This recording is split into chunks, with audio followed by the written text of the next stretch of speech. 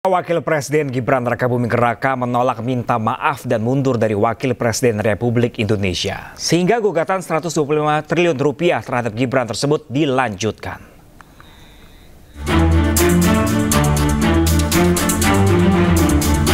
Mediasi gugatan perdata 125 triliun rupiah yang diajukan Subhan Palal terhadap Wakil Presiden Gibran Rakabuming Raka menemui jalan buntu. Dari hasil mediasi disebut Gibran diwakili kuasa hukumnya menolak kabulkan tuntutan Subhan untuk meminta maaf dan mundur dari Wakil Presiden Republik Indonesia. Saya menyarankan di dua persyaratan itu, satu minta maaf, kedua mundur dari jabatannya masing-masing. Tapi itu nggak bisa dipenuhi, itu aja. Dua-duanya tidak mau, Pak?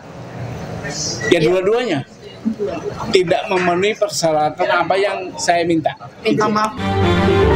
Sebelumnya Subhan menggugat Wakil Presiden Gibran Rakabuming Raka dan KPU karena dinilai melakukan perbuatan melawan hukum karena ada sejumlah syarat calon Wakil Presiden yang tidak terpenuhi.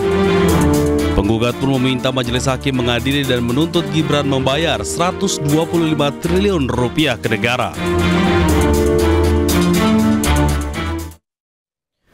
Pengadilan Negeri Jakarta Selatan menolak pra-peradilan Nadiem atas putusannya kuasa hukum siapkan bukti baru untuk meringankan ex-Mendikbudristek tersebut. Mengadili, 1. Menolak permohonan pra-peradilan pemohon, 2. Membebankan kepada pemohon untuk membayar biaya perkara sejumlah nihil. Demikianlah diputuskan pada hari Senin tanggal 13 Oktober 2025 oleh Ketut Darmawan SH, Hakim Pra-Peradilan pada Pengadilan Negeri Jakarta Selatan. Hakim Tunggal I. Ketut Darmawan menilai penetapan tersangka Nadiem Makarim sesuai prosedur dan sah secara hukum. Terkait putusan ini, kuasa hukum Nadiem akan mempersiapkan beberapa alat bukti yang bisa meringankan Nadiem di pokok perkara nanti. Sekali lagi bahwa proses peradilan ini baru membuktikan administrasi daripada penetapan tersangka, sebagaimana tadi juga sudah ditetapkan. Nah, dengan demikian maka kami sebagai penasihat hukum Pak Nadiem akan mempersiapkan ya alat-alat bukti yang tentunya akan memberikan pembuktian secara substansial nantinya di dalam pemeriksaan pokok perkara. Sementara itu, keluarga Nadiem akan menghormati proses hukum. Ibunya menyebut Nadiem adalah orang yang jujur. Mesti ngomong apa saya? Hasil peradilan ini hasil keputusan ini tentu saja sangat menyedihkan, mematahkan hati kami sebagai orang tua Nadiem ya. Kami tahu bahwa anak kami adalah orang yang bersih, yang menjalankan seluruh pekerjaannya, karirnya itu dengan prinsip-prinsip itu. Seperti yang udah pernah saya katakan, dengan prinsip-prinsip moral dan kejujuran dan kebaikan yang teguh untuk nusa dan bangsa. Untuk nusa dan bangsa. Kita sedih dan nggak mengerti mengapa ini semua bisa terjadi. Tapi setelah mengatakan itu, ya udah, sekarang kita hadapi perjuangan ke depan yang pasti masih panjang, nggak mungkin pendek. Tapi saya tahu bahwa anak saya anak yang jujur dan dia akan berjuang dan dia akan mengungkapkan kejujurannya itu. Sebelumnya Kejaksaan Agung menetapkan Nadiem tersangka bersama 4 orang lainnya dalam kasus pengadaan laptop Chromebook. 4 orang telah ditahan, sementara 1 tersangka Juristan masih buron. Adapun kerugian negara mencapai 1,9 triliun rupiah.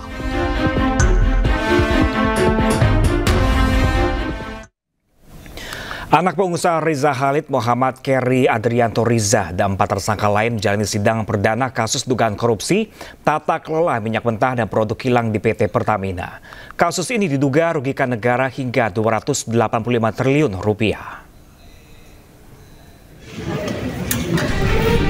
Anak pengusaha Riza Khalid sekaligus beneficial owner PT Navigator Katulistiwa Muhammad Keri Adrianto Riza tiba di Pengadilan Tipikor pada Pengadilan Negeri Jakarta Pusat Senin pagi.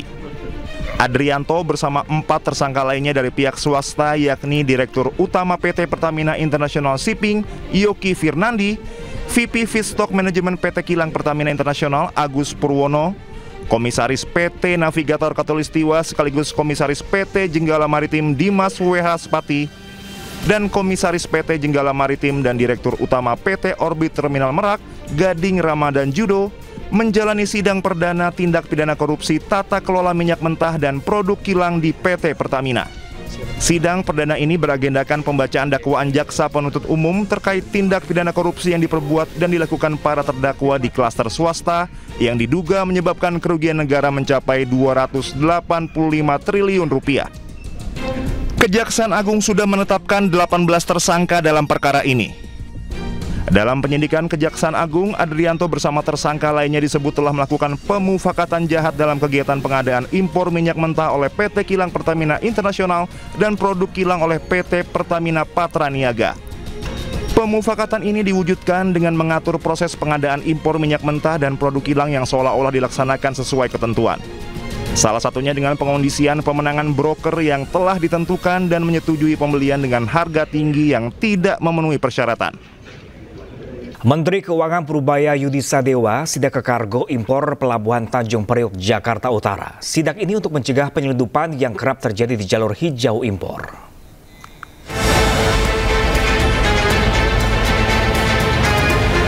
Menteri Keuangan Purbaya Yudi Sadewa bersama dengan Inspektur Jenderal Kementerian Keuangan datang ke Pelabuhan Tanjung Priok, Jakarta. Ia melakukan sidak di jalur hijau kepabeaan kargo impor Pelabuhan Tanjung Priok. Jalur hijau menjadi target Purbaya dalam sidak kali ini. Pasalnya, Purbaya pernah menyatakan keinginan untuk mengecek jalur hijau kargo impor untuk memberantas barang ilegal impor yang masuk ke dalam negeri. Nggak ada. Saya cuma cek aja, pengen tahu hijau itu hijau bener apa enggak. Jangan-jangan hijau dalamnya merah. Tapi akan saya minta mereka cek secara random, secara reguler. Tapi nggak semuanya dicek.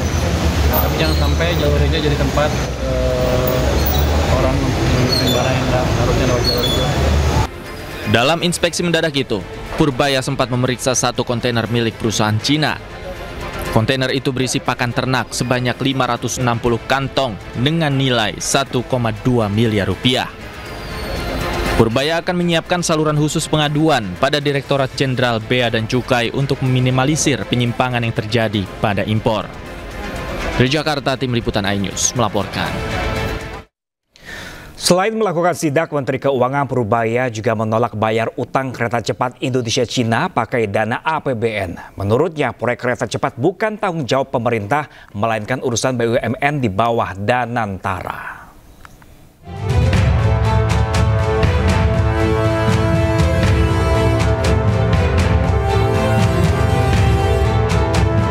Menteri Keuangan Purbaya Yudi Sadewa menolak menggunakan APBN untuk membayar utang proyek kereta cepat Jakarta-Bandung. Purbaya menyatakan proyek kereta cepat Indonesia-Cina bukan tanggung jawab pemerintah, melainkan urusan BUMN. Saya belum dihubungi untuk masalah itu, Mbak. Nanti begitu ada saya di jumpa pers yang mingguan, saya kasih tahu update-nya seperti apa. Yang jelas sekarang saya belum dihubungin tentang masalah itu. Tapi kalau ini kan kayak sisi di bawah Danantara kan ya. Kalau di bawah Danantara kan mereka udah punya manajemen sendiri, udah punya dividen sendiri yang rata-rata setahun bisa 80 triliun atau lebih. Harusnya mereka manage dari situ, jangan ke kita lagi. Sementara itu, Menteri Sekretaris Negara Prasetyo Hadi menyebut pemerintah sedang mencari skema jalan keluar untuk membayar utang KCIC. Gus bukan salah satu pembahasan malam ini. Tapi beberapa waktu yang lalu juga sudah dibicarakan untuk diminta mencari skema supaya beban keuangan itu bisa dicarikan jalan keluar gitu. Karena faktanya kan juga bus kemudian juga menjadi salah satu moda transportasi yang sekarang sangat membantu aktivitas seluruh masyarakat, mobilitas dari Jakarta maupun ke Bandung dan seterusnya. Proyek kereta cepat Jakarta-Bandung atau WUSH jadi sorotan karena beban utangnya mencapai 116 triliun rupiah. Super Holding BUMN Danantara tengah mencari cara meringankan pembiayaan proyek ini termasuk opsi meminta dukungan dari APBN. Meski hingga kini belum ada permintaan resmi dari Danantara kepada Kementerian Keuangan. Tim Liputan iNews melaporkan. Dana reses anggota DPR naik hampir 2 kali lipat dari 400 juta rupiah menjadi 702 juta rupiah per anggota dewan. Publik menilai kenaikan anggaran dana reses tidak masuk akal.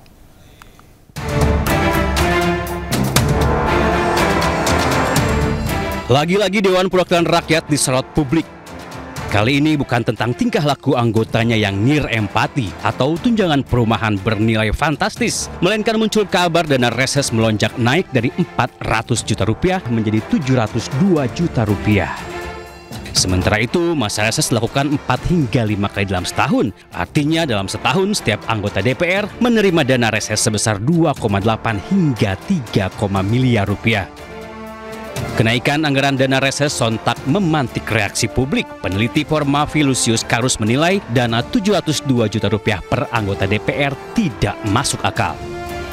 Tapi apakah kemudian masuk akal reses itu didanai dengan 702 juta lalu tanpa ada mekanisme pelaporan terkait kegiatan maupun tunjangannya? Saya kira ini perlu dibicarakan lagi dan 702 juta per reses per anggota itu tentu sangat fantastis sehingga perlu dihitung lagi budget yang paling masuk akal untuk kegiatan reses ini dengan hasil-hasil yang kemudian kita lihat selama ini kira-kira berapa dan itu tentu tidak sampai 702 juta itu. Sementara Wakil Ketua MPR RI Edi Suparno enggan berspekulasi mengenai isu kenaikan dana reses. Ia menyerahkan hal itu kepada Sekretariat Jenderal DPR RI. Betul, ini saya serahkan kepada Sekretariat Jenderal DPR untuk bisa menjelaskan ini karena beliaulah yang sudah diberi tugas untuk memberikan informasi satu pintu dari DPR gitu. Ya. Terima kasih. Sebagai bentuk pertanggungjawaban dan transparansi, DPR akan membuat aplikasi khusus agar masyarakat bisa mengetahui penggunaan dana reses. Tim Liputan iNews melaporkan. Isu kenaikan dana reses anggota DPR dari 400 juta rupiah menjadi 702 juta rupiah menuai reaksi publik. Dan berikut penjelasan terkait dana reses dan kegiatan masa reses anggota DPR RI.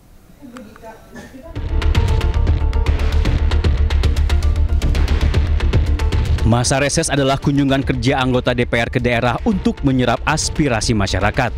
Masa reses berlangsung 4 hingga 5 kali dalam 1 tahun.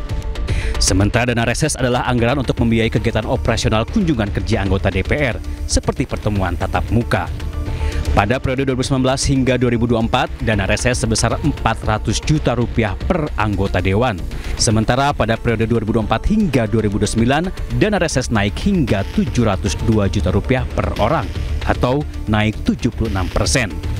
Dalam 1 tahun, setiap anggota DPR mendapat dana reses 2,8 hingga 3,5 miliar per anggota dewan. Kita ke informasi selanjutnya pemirsa, pelapor dugaan ijazah palsu Jokowi, Roy Suryo, dapat salinan ijazah Jokowi dari KPU Jakarta. Ijazah Jokowi tersebut digunakan saat Jokowi daftar jadi Gubernur Jakarta.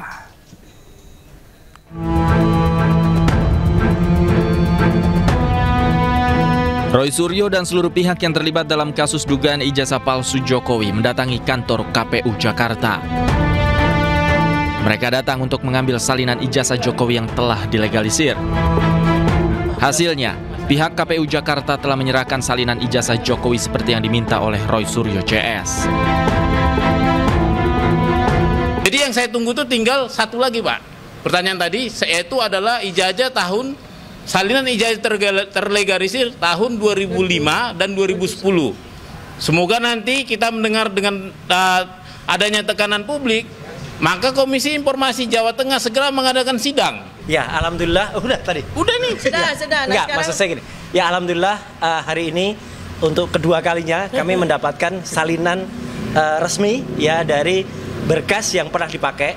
Kali ini adalah dipakai oleh Joko Widodo ketika mengikuti Pilkada DKI Jakarta tahun 2012 ya. Jadi ini akan menjadi bukti sangat kuat bagi kami untuk meneruskan perjuangan kami, karena apa yang ada di berkas ini adalah sama atau identik dengan yang sudah kami teliti, dan kami berkesimpulan 99,9% ini adalah palsu. Salinan berkas ijazah Jokowi yang diserahkan KPU Jakarta adalah berkas administrasi yang sebelumnya diserahkan Jokowi untuk mencalonkan diri sebagai calon gubernur Jakarta pada tahun 2012 yang lalu. Roy Suryo CS menilai ada kejanggalan pada salinan tersebut dan yakin bahwa ijazah Joko Widodo palsu. Dari Jakarta, Tim Liputan iNews melaporkan.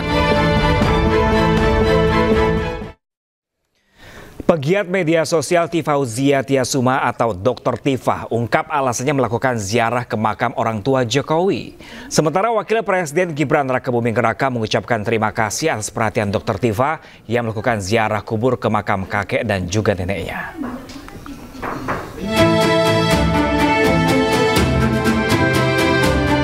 Pegiat media sosial Tifauzia Tiasuma atau Dr. Tifa belum lama ini melakukan ziarah ke makam orang tua dari mantan Presiden Joko Widodo. Dr. Tifa mengaku kunjungan ke makam tersebut sebagai bahan dari penelitian yang tengah ia laksanakan. Makam, ya itu kan sebetulnya termasuk bagian dari kami untuk melakukan pengumpulan data ya terkait dengan jejak masa lalu Joko Widodo. Itu sebenarnya ada buku kedua kami ya. Namanya Jokowi's Dark File. Jokowi's Dark File mengungkap jejak masa lalu Joko Widodo ya, yang sebetulnya menjadi buku kedua kami. Tapi ini perjalanan masih cukup panjang ya, data-data masih perlu kami kumpulkan dari sumber data primer. Nah, tetapi yang sekarang ini menjadi momentum ya, menjadi urgensi adalah soal Gibran.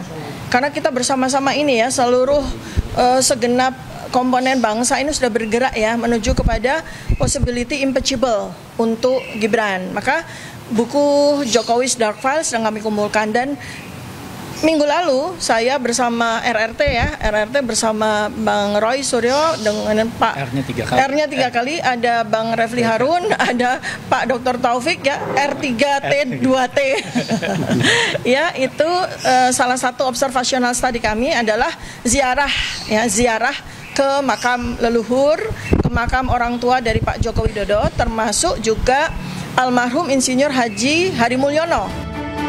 Sementara Wakil Presiden Gibran Rakabuming Raka merespon Dr. Tifa berziarah ke makam ibu dan ayah Presiden ke-7 Joko Widodo di Karanganyar, Solo, Jawa Tengah. Gibran menegaskan makam keluarganya boleh dikunjungi siapapun yang ingin memberikan doa.